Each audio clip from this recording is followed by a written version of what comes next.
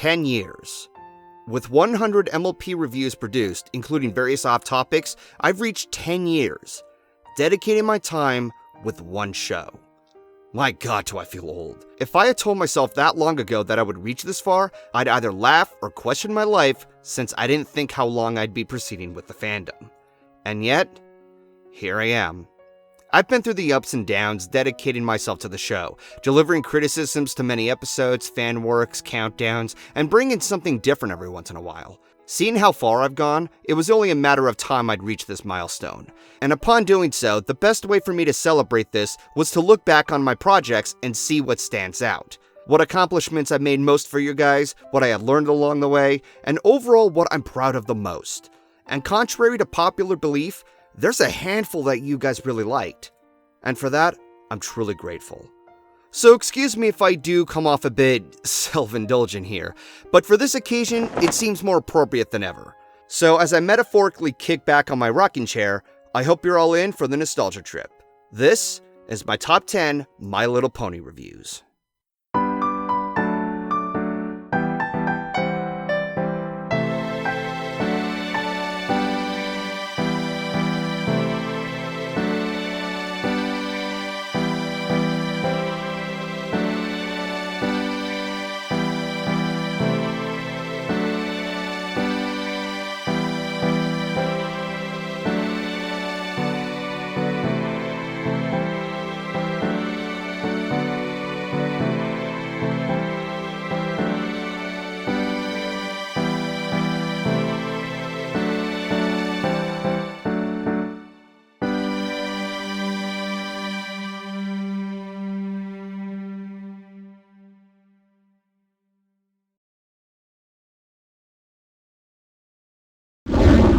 Number 10.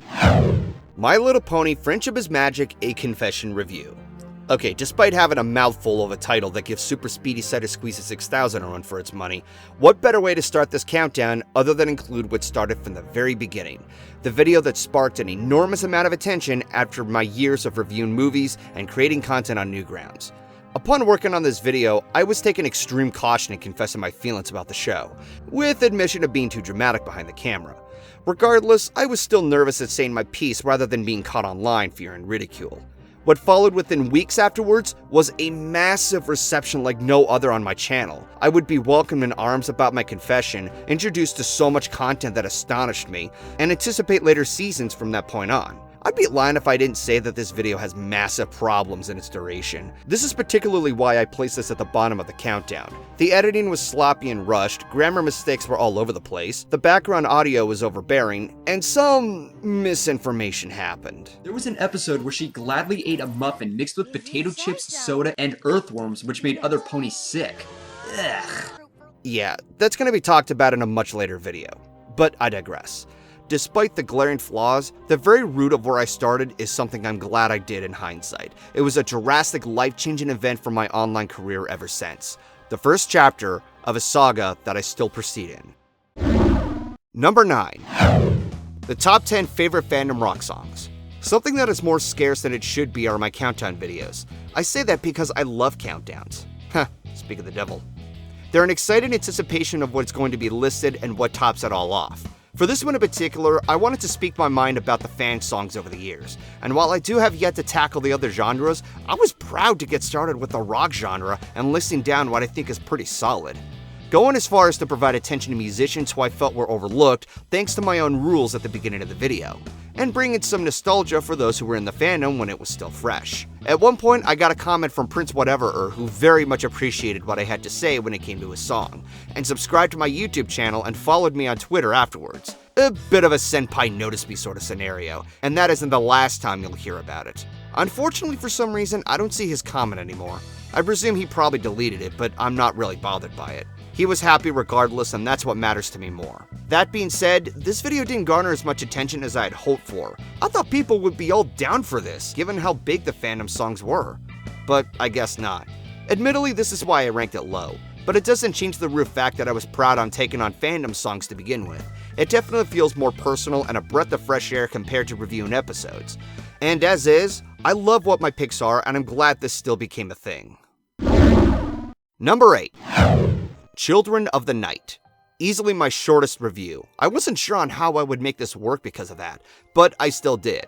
Out of all the fan works that were coming out in 2013, Children of the Night wasn't really talked about as much compared to Double Rainboom, Snowdrop, and Button's Adventures in the analysis community. Of course, nowadays, it's one of the most praised pieces of work in the fandom, along with The Moon Rises and Lullaby for a Princess. But I digress. The hush-hush nature didn't stop me from giving a small critique to the gorgeous 4.5-minute music video. The best way for me to tackle it was to go over its background, and be more speculative than usual. Bringing in some full disclosure, I shared this with my parents after I confessed to them about being a brony. However, they stated that while the animation was beautiful, they were disturbed that the children were metaphorically being taken into the afterlife. To add insult to injury, they stated that the opening dialogue was unnecessary. How? That makes it extremely clear that there were supporters for Luna after her ideal colony was rejected by Celestia. At that point, it would make sense that the children who support her would be paying her visit. So, fearing that others would have the wrong idea, that's how I was willing to make this review happen. Sometime afterwards, a few other analysts, like Persian Poetis, critiqued this project and provided their own support. Unexpectedly, at the release of this video, the duo cartoonists commented and appreciated my small critique. And on top of that, Lionheart also commented and followed my social media. Heh, I told you there'd be another Senpai Notice Me moment. But sadly, because the channel was taken down, so did the comment. But like I said with Prince Whatever, when he commented on my Fandom Rock Song countdown, they were happy, and that's what mattered to me more. And the overall fact that I gave support to this project was personally accomplishing to me, even if it was very small.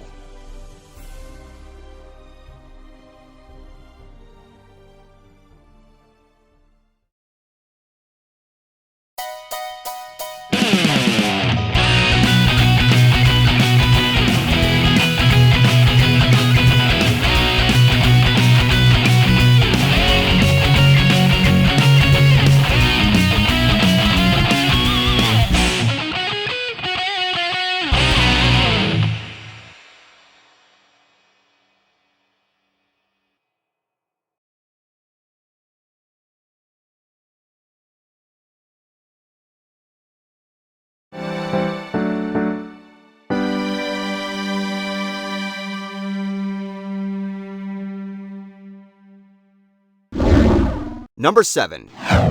The Perfect Pair. I knew at some point that I had to review this episode, not just because it was a fan favorite, rather there was a lot I had to dig in to explain what made this episode so good. At first glance, I wasn't sure on what to say what hasn't been said already. It's a cute love story that is faced with two hating families. And I tried everything to not compare this to Shakespeare's Romeo and Juliet either. Because of this obstacle, reviewing this episode took a lot longer than I anticipated. I originally planned on having it done and out in February in favor of Valentine's Day. I even went as far as to commission MythPony to draw me a thumbnail in a time crunch. I kinda felt bad for doing that too, because this review wouldn't be finished and out until late June. At the very least, the art piece was still worth the price, and she's a talented artist. Short plug-in, check out her comic series Within. What helped with my review was that I remembered some personal baggage with Applejack, and that I wanted to know about her parents. Many have told me that it wasn't possible because our current society standards wouldn't grow a backbone compared to our earlier generations. I then remembered other elements of the episode, like the business rivalry between the apples and pears. This was because I had to gush about Grandpa and how much of an impression he left me when it came to his depressing outcome. This became very helpful for me to fill in my script. The relationship between Pear Butter and Bright Mag needed to be talked about, of course, but I was able to go over their personalities and lay them down since it was assumed that they lacked any personality, and how their traits would be passed on to the current Apple members, which was fascinating in and of itself. As a result, while I was overdue in getting this review done, it has done me wonders in the long run. Speaking more about what made the episode special, aside from the relationship, and finding personal closure to something I didn't expect in my experience in the fandom. Not to mention, everyone loved this review as it gained a massive amount of attention. So this was more than just a personal review for me compared to the previous entries. It was something for everyone, and that couldn't feel more accomplishing in any other way. Number 6. A Cup of Joe Bit, The Fandom Dying. The first of my most proud entry of what's essentially a series of opinion pieces. This would be the start of a few topics that fans would have questions of depending on the severity, and I would deliver my personal take on it. Long before this, I wanted to assemble together some editorials to not only provide a variety of my reviews, but also talk about some things I wanted to bring closure to. However, the question about whether or not the fandom was going to end was getting on my shoulders to the point where I just needed to get it off my chest. So in a last-minute effort, I decided, fuck it, and start writing my feelings out. In doing so, it was important for me to approach things professionally and not get too carried away. In fact, I wanted to lighten the mood in anticipation of the last BronyCon. So, as an inspiration from Hella Greedo's morning coffee, I decided that the best approach to this, as well as any future projects, would be presented in a calm and civil manner. Play it out like a small friendly chat without acting patronizing. Hence the name, A Cup of Joe for Coffee. Well, that, and I'm also a fan of coffee. After the release, it gained a lot of positive feedback. During my time at BronyCon, as a matter of fact, people who recognized my work mentioned this entry and appreciated what I had to say about it. For a video that was a last-minute effort to lighten the mood, it certainly did its job. Number 5. The best gift ever. As the holidays roamed around in 2018, I was on a marathon of reviewing the remaining heartwarming episodes, and each entry was delivering something personal from my end, to the point where it was getting admittedly repetitive. Not that I value them any less. I love that I spoke out my confession in the Heartwarming Tale review about how I took Christmas for granted. But things started to get a little depressing and stale after a while. So comparatively, my review of the best gift ever was like night and day. Very happy, very exciting, and just felt nice to bring the Christmas spirit to the max without feeling forced. And on top of that, a lot of you wanted me to review this special, and understandably so since it was so well done. After getting through the other heartwarming episodes, I wanted to do this with a bang. Having the background decorated with lights and a tree, rhyming my intro and outro, recoloring my logo with minty colors, and dressing my character in a Rudolph attire. Thematically, it was cliche as hell, but none of that ever bothered me. People in fact adored the Rudolph getup that I was wearing, on top of appreciating my critique. There were some hiccups that people argued about, such as how I felt Flim and Flam were treated, my complaints with Derpy, and the overall fact that what everyone was doing in the plot of the special was called a Secret Santa. Not once did I mention that. Yikes, I was that oblivious to my knowledge of Christmas. Regardless, I didn't let the flaws get to me. I was still very proud of the results of what I did and what was best for the viewers. Simply put, being happy and excited is sometimes all what's needed, and that was the case with this review.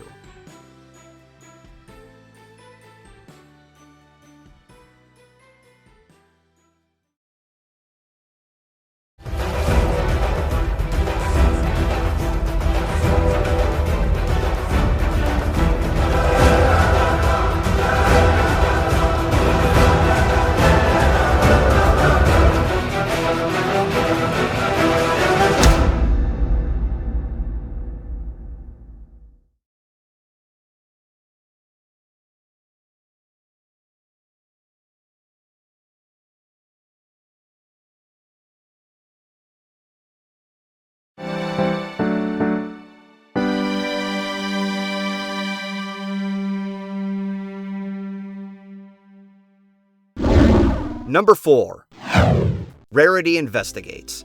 It's no surprise at all when I say that there were a handful of moments with Keyframe in my videos. Her brief appearance in the pilot review, Hearts and Hooves Day, Do Princesses Dream of Magic Sheep, and her cameos in Appaloosas Most Wanted, The Big Mac Question, Brotherhooves Social, and Sparkle 7. But Rarity Investigates was a ton of fun to look back at, simply because of how fun she, ANY, and I bounced off each other, from jabbing at each other, being awkward together, and sharing several things in common. And it's a bit of a shame too, because we don't do things together as often since we're both busy with our own lives. Though it's nice looking back on my vlogs, including our trip to Vegas. Ever since the beginning of the analysis community, I wanted to do a collaboration with ANY, but because of how focused I was in taking care of review after review after review over the years, not to mention exploring other analysts to collaborate and give attention to, I lost track way more often than I ever should have to try to collaborate with ANY. Luckily, during the airing of Season 5, Keyframe pitched the idea of having all three of us together, and the end result was a story that was utterly hilarious where ANY's vest and my Super NES were stolen. Clues that were found became counterproductive that led to Keyframe being the culprit in the end, and taking certain risks that I won't get into detail of at the end. It's also hilarious to have the structure of the review become another top 5 yay and nay format in favor of trying something different on my channel, and that was in exchange for ANY to be put in the same predicament. And despite that he was annoyed with it, it still worked on my end. Not to mention having our characters in various outfits was very fun in a comedic sense when attempting to capture the spirit of a detective noir. I do hope that at some point I do another collaboration with ANY and Keyframe, because projects like these prove that they are a blast. Number 3. A Canterlot Wedding. Yeah, we are going way back to the past now. At the time, Paleosteno and I were very active in reviewing episodes, a weekly basis for him though.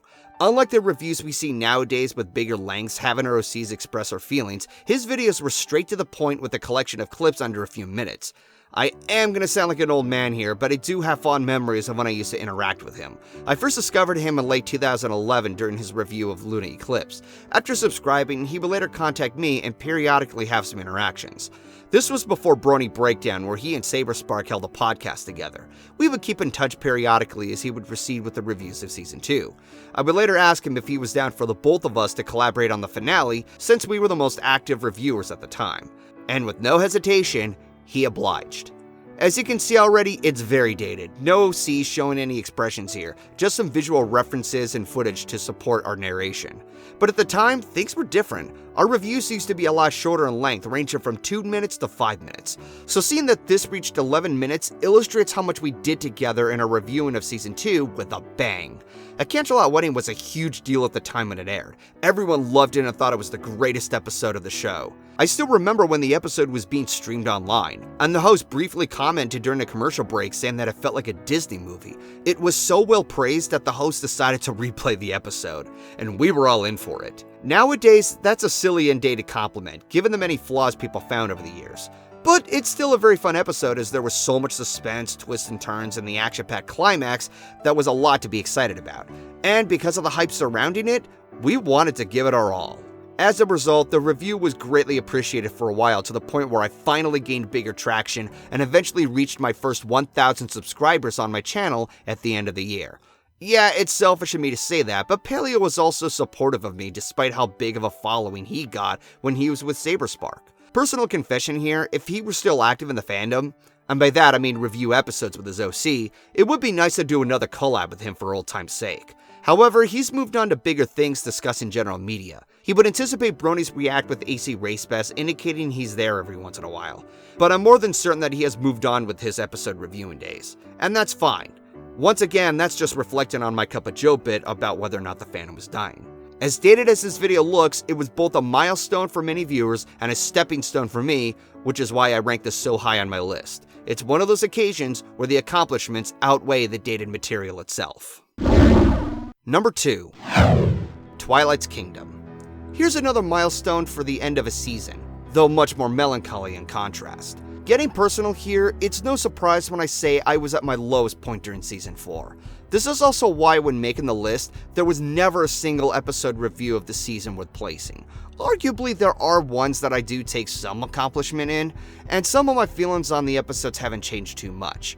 Obviously, I had my opinions on what to say, but the way I presented myself, the way I exaggerated, and even feeling guilty of potentially putting a writer in a horrible predicament was beyond unpleasant. After the majority of Season 4, I was just so mentally drained and exhausted. So not only were the viewers not enjoying the content I put out, neither was I. Now, I could go on and on about how venomous the period was, as well as how the Rift Cafe was in part to blame, but I don't want to go off a tangent too much and cause commotion. What I will say, however, is that I wanted to make a much more uplifting send-off and end things on a lighter note. I knew that when planning this out, talking about the rest of the episodes, including Equestria games, was going to be difficult, simply because of how honest I had to be. Despite how some felt, I wasn't going to mask my feelings at everyone else's expense. That would have been very dishonest of me, as everyone else's opinions shouldn't dictate mine. So going out regardless, I let the remainder of my negative feelings take place for the Equestria games review, blowing out my background, turning everything into what looks like a purgatory state, and setting up what the final moments would have for the Twilight's Kingdom review. Yes, that exaggeration was a setup on purpose. And in return, I let the comments lash out their remaining feelings on me, even if I was argumentative at times. And when talking about Twilight's Kingdom, I had a much clearer head to look over and give praise to. Along with that, finding and piecing together moments from previous episodes to convince the finale's payoff to be better. Like discussing the debate of Twilight's role as a princess, the usage of Discord hinted from Season 3's Keep Calm and Flutter On, and bringing up Tradia when Twilight's library was destroyed. And of course, being the final moment, that silly speech at the end about what's important when it comes to critiquing and the values of the analysis community. There's always a part of me where I still cringe at it. It's overly cheesy, trying too hard, and the background music I chose didn't help either. It feels like I was kissing too much ass. Not that it was the case, mind you, but it was very, very cliche to say the least. But reading the feedback, people were enthralled. They loved it. Some stated they even shed a tear after this speech. Despite how I felt, people were happy. They were pleased with what I gave, and as I had hoped, I ended my review of the season on a lighter note. Much like what A Canterlot Wedding did, this was a huge stepping stone. In contrast though, my attitude would change over the years, starting with the pilot and onwards. Periodically, I would get annoyed, but from where it stands, this review did a lot in return after a rough patch in my career. Now, before proceeding to number 1, here's something that I wanted to do in this particular countdown. Give some honorable mentions to my other reviews.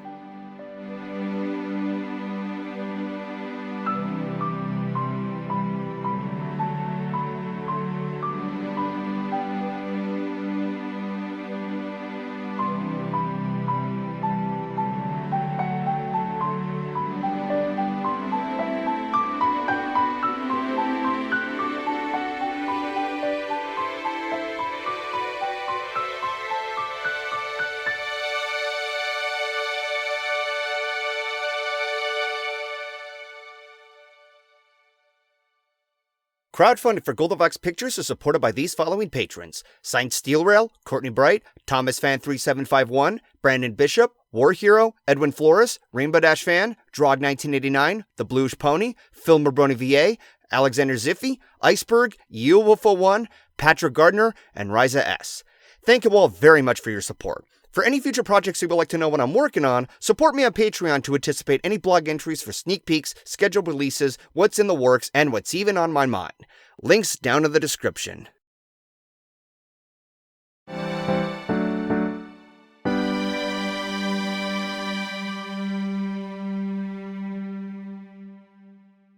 Alright, so finally we reached the top of the list, the one that I take such a huge accomplishment in. What is it exactly? Oh, who the fuck am I kidding? You all know what it is. Let's get on with it. Number 1. Do Princesses Dream of Magic Sheep? This was without doubt the most ambitious project I had ever made. I spent the past year and a half producing this, from animating the dream environment to the Tanipus and events that take place like no other. I expanded myself through various programs that I was experienced with and gave it my all to tell a story and the review. And what turned out was as close as I had ever imagined. That's not including the fact that after editing the audio itself, I was engaged in listening to it so many times. It was beyond more than just a review at this point. What made it challenging was that after the episode was out, I was terrified of getting any harsh feedback, ranging from the possibility of strongly disagreeing with everything Key and I said, to straight up criticizing scenes for trying too hard, being cheesy, overdramatic over an episode, or forceful in bringing emotions. Again, this was in part in having so much ambition and risk. This was on top of the fact that I gradually merged my character into the predicament the review started with by a chain of previous videos to make an arc so that the events would take place organically. Periodically, I would share my work in progress with my friends and hear their side, and most of the time, they were convinced that I was going to bring my audience to tears. Additionally, I shared the audio track with a handful of people who have anxiety in some shape or form. It was to make sure that whatever happened in the review would be appropriate. I won't draw names, but I will say they all loved it. Something I should also mention is that after everything I put into, Keyframe deserves as much credit here, because the plot revolving around this review was her idea. Roughly after the episode was out, we gushed about it together and agreed to make a review about it. And I was really excited to talk about developing Luna as a character, how exciting the dream battle was, and how much a lot of us can connect with her struggles. But then came the vicious backlash. Just when I thought I was happy with what we were given, I was extremely hesitant and insecure to talk about it afterwards. Luckily, Key didn't stop. In fact, she had the idea of starting out with my character in a bathrobe, acting all loopy. From there on, we started taking notes on the episode in preparation for our review, and got started on the script. This is why in the opening credits, I labeled myself as a co-writer compared to Key as the main writer. Within the next few hours, we went to town scripting our thoughts. Periodically, she wrote down each moment, and I was admittedly confused at where she was getting at. But I trusted her nonetheless, and proceeded afterwards. I was eager to find out what she had planned, and finally came to that very moment where she typed down the climactic scene when I was having a meltdown. And then, she told me to speak my real honesty from the heart. I'm not good enough. You're not good enough. They'll never forgive me. They'll never forgive you. In short, it reflected on how regretful I was with Season 4, and knew that this was a permanent stain on my reputation. At the same time, I've been frustrated at being successful and appreciated after that, and feeling like I failed everyone at what I like doing. That's why I always feared being judged in the worst way possible. The fear that I can never do enough for everyone after the unbearable mistake. Most notably, how my ranting potentially got a writer in trouble. Going beyond that, we reached our one-on-one talk. We were both silent in the call, letting our true feelings take place in the script. I was pushed occasionally to speak my mind, and thus, every moment is something I came back to in tears every once in a while. Polishing things up, I would improvise a few lines, such as me saying that I love her, crying into a pillow during recording for when my character embraces her in arms, and "Get the fuck back inside me." yeah, that one, on the other hand, didn't age so well, I admit that. But regardless, the critiquing of what is arguably one of the most controversial episodes in the show, read in a narrative that brings such an emotional roller coaster and bringing out a dreamlike world from my imagination, I don't think I can ever make any other video to top this off. I'll be surprised if I do. And despite whatever flaws that this has, it's still easy to see why I place this as my most proud review I have ever produced. So, as I end my session here, feel free to let me know what reviews you guys enjoyed the most. This can perhaps bring in some future references to bring you the best. And with hopeful wishing, I can bring more accomplishing content long after this video. Until next time, this is GoldenFox, and take care.